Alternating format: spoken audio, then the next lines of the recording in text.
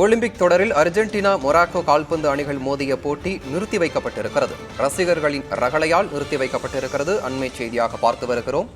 மைதானத்திற்குள் ரசிகர்கள் பட்டாசுகளை கொளுத்தி போட்டதால் நிறுத்தி வைக்கப்பட்டிருக்கிறது.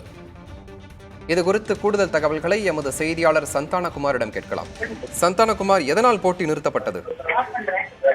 தௌஃபிக், பாரிஸ் ஒலிம்பிக் தொடர் வருகின்ற 27ஆம் தேதி நாளை மறுநாள் தொடங்க இருந்தாலும் கூட கால்பந்து விளையாட்டுப் போட்டியினுடைய முதல் சுற்று போட்டிகள் இன்று தொடங்கியிருக்கிறது. முதல் சுற்று போட்டியில அர்ஜென்டினா மொராக்கோ அணிகளுக்கு இடையிலான இந்த போட்டியின் போது தொடக்கம் முதலே மைதானத்துல அனல் பறந்தது. குறிப்பாக மொராக்கோ அணி 2-1 என்று முன்னிலை வகித்த நேரத்துல 90 நிமிடங்களுக்கு மேலாக கூடுதலாக 15 நிமிடங்கள் ஒதுக்கப்பட்டிருந்தது. அந்த குறிப்பாக பார்த்தீங்கன்னா 115வது நிமிடத்துல அர்ஜென்டினா 2-2 என்ற தன்னுடைய இரண்டாவது கோலை எடுத்தது.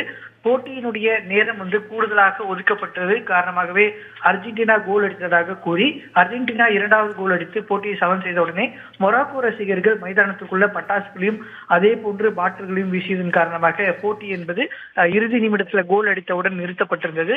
அதனைத் தொடர்ந்து வீரர்களுடைய பாதுகாப்பை கருதி 2 அணிகளுடைய வீரர்களும் மைதானத்திற்குள்ள அழைத்து செல்லப்பட்டிருக்கிறார்கள். சற்று நேரத்திற்கு முன்பாக இந்த போட்டி 115 நிமிடங்கள் சென்றது காரணமாக 2-2 என்ற கோல் கணக்கில தற்போது போட்டி என்பது 2-1 என்று மாற்றி டிராவில் முடிவடைந்ததாக தற்போது இந்த அறிவிப்பு என்பது இருக்கிறது. இருப்பினும் கூட இந்த முதல் போட்டியினே போதே மிகப்பெரிய சர்ச்சை என்பது இந்த போட்டியின் போது ஏற்பட்டிருக்கிறது.